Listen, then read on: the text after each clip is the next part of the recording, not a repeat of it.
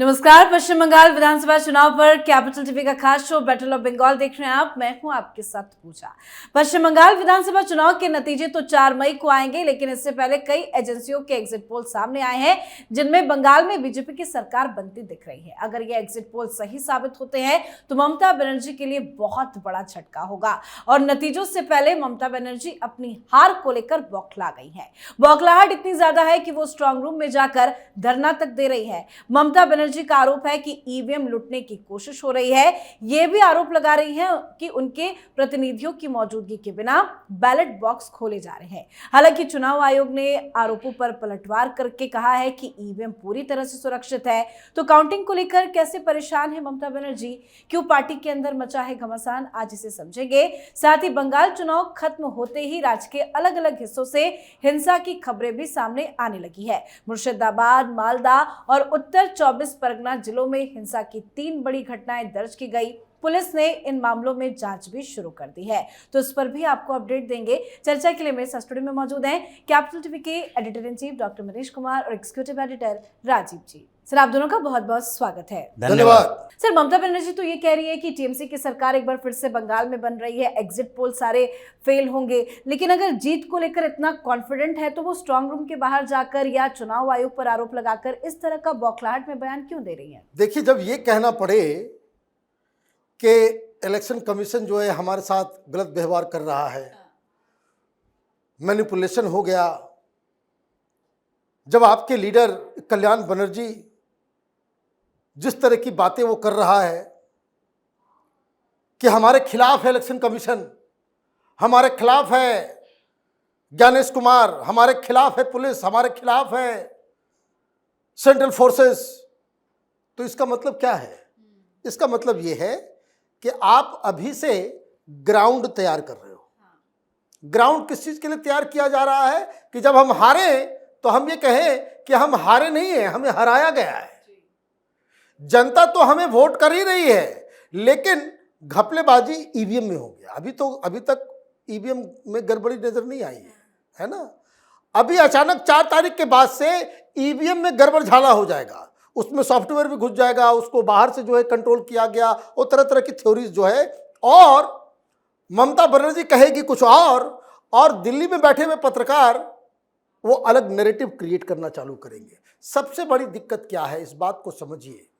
अफवाहों से दूर रहने की आवश्यकता है, क्योंकि ममता बनर्जी हारी तो विपक्ष का एक सबसे बड़ा मजबूत विकेट जो है वो गिरेगा। एक ऐसे राज्य में भारतीय जनता पार्टी की सरकार बनेगी जिसके बारे में लोग ये कभी सोच नहीं पाते थे। ये सेकुलर पार्टियां और सेकुलर थिंकर्स और उस तरह के पत्रकार, ये टुकड़े टुकड़े गैंग, कि यहां कभी बीजेपी घुस सकती है। It is going to be an end of Muslim appeasement politics, कि आप 30-35% मुस्लिम वोटर्स के बावजूद आप चुनाव नहीं जीत सकते। ये आप ये समझिए कि कब्रगाह बन जाएगा ये सेकुलरिज्म और मुस्लिम अपीजमेंट पॉलिटिक्स की।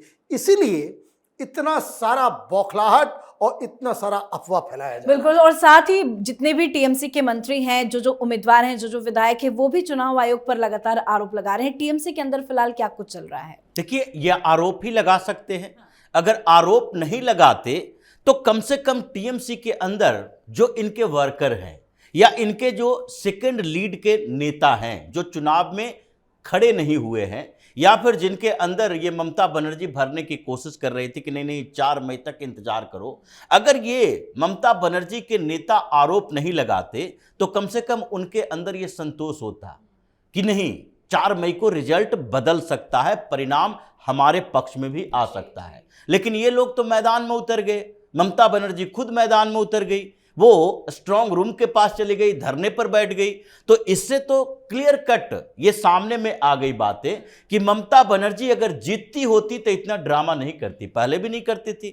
ये पहली बार चुनाव लड़ नहीं रही है, 2011 से जीतती आ रही हैं, तो किसी भी चुनाव में ये ईवीएम सेंटर पर जाके स्ट्रांग रूम में जाके धरना तो नहीं देती थी। इस बार पहली बार ऐसा क्या हो गया कि आप चुनाव के दिन यानी वोटिंग डे में भी आप अपने क्षेत्र में सिमट गई, वहां पर घूम घूम कर हंगामा करती रही। उसके बाद जब वोटिंग खत्म हो गया, स्ट्रांग रूम में ईवीएम चले गए, तो उसके बाद भी आपको संतोष नहीं हो रहा, वहां पर भी धरना दे रहे हो। तो टीएमसी के अंदर इसी बात को लेकर कंफ्यूजन है कि जो इनके नेता हैं, जो विधानसभा चुनाव लड़ रहे हैं, जो ममता बनर्जी के इर्द गिर्द बैठने वाले, जो मजबूत स्ट्रांग होल्ड वाले ये जो मंत्री थे, ये सब तो मैदान में उतर गए और फिर हंगामा करना शुरू कर दिया कि नहीं नहीं, ईवीएम में गड़बड़ी हो सकती है, चुनाव आयोग गलत कर सकता है, भारतीय जनता पार्टी अपना एजेंट भेज कर रखी है सीएपीएफ के जवानों को।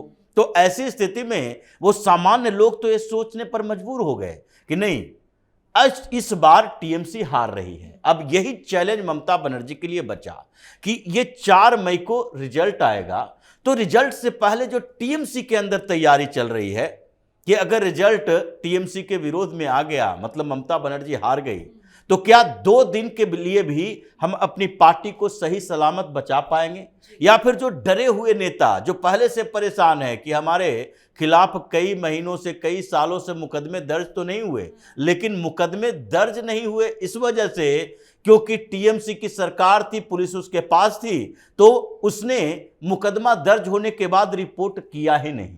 लेकिन अब तो पुरानी कुंडलियां खोली जाएगी, सारे वो जो बाहुबली किस्म के नेता और बाहुबली इन लोगों ने अपने अपने अलग अलग जिलों में बिठा रखे हैं, उनके खिलाफ भी कार्रवाई होगी। तो इसलिए समस्या पार्टी के अंदर सपोर्ट बेस का भी है, समस्या पार्टी के अंदर उनके सेकंड लीडर्स का भी है, जो संगठन में काम कर रहे हैं उनके लिए भी है। और यही ममता बनर्जी को लग रहा है कि अभी कुछ दिन हंगामा करने के बदले वो जिस तरीके से नैरेटिव क्रिएट करना चाहती थी कि हंगामा करके अभी मजबूत होना दिखाना है, लेकिन मजबूत होते हुए दिखाने के बदले ये दिखा दी कि अब हार के सिवा कुछ मिलने वाला नहीं है, तो टीएमसी के अंदर भगदड़ मचने की संभावना और बढ़ गई। बिल्कुल, और सरकार बनते ही कार्रवाई करने का पूरा भरोसा भी पीएम मोदी और अमित शाह की तरफ से दिया गया है। लेकिन सर, हम हर बार देखते थे कि पश्चिम बंगाल में इलेक्शन के बाद पोस्ट इलेक्शन वायलेंस बहुत ज्यादा होते थे, और इस बार तो टीएमसी के अंदर गुस्सा ज्यादा है क्योंकि सरकार नहीं बना पा रही है।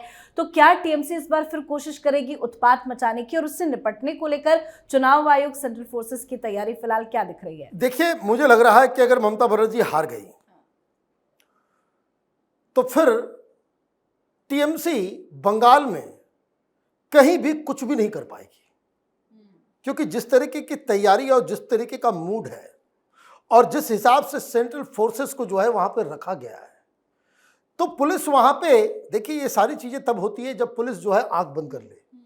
सरकार में अगर ममता बनर्जी आएगी तो वायलेंस जरूर होगा, भारतीय जनता पार्टी आएगी तो वायलेंस इसलिए नहीं कर पाएगी टीएमसी क्योंकि उनके हाथ से वो प्रोटेक्शन जो पुलिस के द्वारा दिया जाता था गुंडों बदमाशों को, वो खत्म हो रहा है। सबसे बड़ी चीज, अभी एक जानकारी आई है कि करीब 20 के आसपास, 15-20 के आसपास बूथ के ऊपर रिपोलिंग की घटना, और खास करके सबसे ज्यादा जो रिपोलिंग हो रही है वो डायमंड हार्बर, मतलब अभिषेक बनर्जी के इलाके में, और वो फाल्टा जहां वो जहांगीर अभी तक तो पता नहीं कहां गायब। आज मैंने तस्वीरें देखी कि वहां अजय पाल शर्मा वो फाल्टा में ही, उसके इलाके में ही घूम रहे हैं कि जरा दर्शन तो दो, कहां भागे भागे फिर रहे हो। पुष्पा बन रहे थे तो वहां पे भी रिपोलिंग, जहां पे टेप साटा गया था।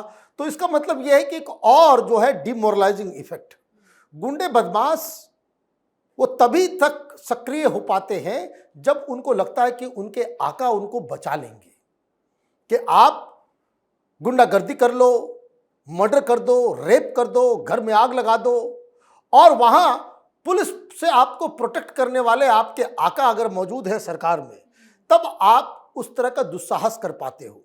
4 तारीख को ये सारा खेल खत्म होगा और भारतीय जनता पार्टी के ऊपर एडिशनल जिम्मेदारी होगी कि वायलेंस की कोई घटना पूरे बंगाल से कहीं भी ना आए, और इसकी तैयारी के लिए ही कल बैठक वगैरह भी हो रही है। बाकायदा भारतीय जनता पार्टी इस काउंटिंग और काउंटिंग के बाद किस तरह की रणनीति पे काम करना है वो भी कल फैसला होने वाला है। हालांकि 3 बड़ी घटनाएं दर्ज की गई हैं 24 परगना, मालदा और मुर्शिदाबाद में। क्या इस तरह की घटनाएं और आगे हो सकती हैं? देखिए, ये वायलेंस दूसरे तरीके का है। जिस तरीके से ममता बनर्जी की पार्टी वोटिंग के दिन में जो हमेशा बम फोड़ा करती थी, बूथ पर कैप्चरिंग कर लिया करती थी, लोगों को जाने से रोकती थी, वो सारी चीज़ें नहीं कर पाई। तो उससे उस समय वोटिंग के दिन इन लोगों ने क्या किया, कुछ जगह पर गांव में घुस गए, कुछ उम्मीदवारों पर हमला कर दिए, कुछ इधर उधर जाकर धमकी देकर चले आए, यही काम किया। इस बार शांतिपूर्ण चुनाव में भी अशांति तो पश्चिम बंगाल में देखने को मिला और वही फ्रस्ट्रेशन अभी दिख रहा है। अभी जो घटनाएं मुर्शिदाबाद में आई, मुर्शिदाबाद में भी कम्युनिस्ट पार्टी का एक पोलिंग एजेंट रहा था और वो चाय पी रहा था। वहां पर टीएमसी के कुछ लोग पहुंचे और उन लोगों ने उसकी पिटाई कर दी। वो चाय पी रहा था, मतलब वो जानता था कि कम्युनिस्ट पार्टी का एक पोलिंग एजेंट रहा है और उसको टारगेट किए हुए था कि इसने डिस्टरबेंस पैदा की है, यानी मुस्लिम बहुल इलाका है, डिस्टरबेंस पैदा की और उसके बाद ये भी मुस्लिम ही है पोलिंग एजेंट जो है वो, इसीलिए उसके ऊपर हमला किया। लेकिन दूसरे तरफ सेंट्रल फोर्सेस वहां पर मौजूद थी, 10 मिनट के अंदर वहां पहुंची और इन लोगों को पकड़ कर ले गई, उसे अस्पताल में ले गई। 24 परगना में भी ऐसा ही हुआ। वो रास्ते से गुजर रहा था और उसने आरोप लगाया, जो भारतीय जनता पार्टी का पोलिंग एजेंट रह चुका है, स्थानीय कार्यकर्ता है, उसने भी आरोप लगाया कि टीएमसी के लोग ही आकर हमें मार पीट कर गए हैं। तो हर जगह पर ये 2, 4, 5 लोग गए, किसी से खुन्नस निकाला, ये पहले की दुश्मनी, पोलिंग डे की दुश्मनी, और दूसरे तरीके से टीएमसी वाले ये काम कर रहे हैं। लेकिन ऑर्गेनाइज तरीका जो पहले हुआ, पोस्ट पोल वायलेंस, मतलब गांव के गांव जला दिया जाना, लोगों को भीड़ के शक्ल में गए और वहां 10, 20, 50 लोगों को मार दिए, वो तो संभव नहीं है, वो तो डरे हुए हैं। लेकिन वो कहा जाता है चोर चोरी से जाता है, हेरा फेरी तो वो करेगा ही, और अभी ये हेरा फेरी के मूड में है। लेकिन सबसे ज्यादा सेंट्रल फोर्सेस की तैनाती इन्हीं इलाकों में है, मालदह में, मुर्शिदाबाद में, उत्तरी दिनाजपुर में और उसके साथ साउथ 24 परगना में। इन जगहों पर नजर रखी जा रही है कि जितने मुस्लिम माफिया हैं उसको पहले लिस्ट निकाल लो और उसके बाद जिन इलाकों में थोड़ी बहुत घटना हुई, बाद में वो मेन आरोपी पकड़ा जाएगा, पहले उसे उठाओ और उसके बाद उसके लोगों को उठाओ जो उसके इर्द गिर्द रहते हैं, जो कांड करने वाले हैं, वो खुद ही आकर सरेंडर करेगा। बिल्कुल सर, बहुत बहुत धन्यवाद सर आप दोनों का। धन्यवाद। तो पश्चिम बंगाल विधानसभा चुनाव के नतीजे आने से पहले राज्य में सियासी गहमागहमी तेज हो गई है। भवानीपुर में ममता बनर्जी ने एक ईवीएम स्ट्रांग रूम का दौरा कर धांधली का आरोप लगाया है, जिसके बाद बयानबाजी और ज्यादा बढ़ गई है। चुनाव आयोग की भी सख्ती बढ़ती जा रही है, बीजेपी भी अलर्ट मोड पर आ गई है। ममता अपने राजनीतिक सफर के सबसे मुश्किल दौर से गुजर रही है। तो आप भी पश्चिम बंगाल चुनाव के नतीजों पर अपनी राय कमेंट करके लिखिएगा। देखते रहिए कैपिटल टीवी। नमस्कार।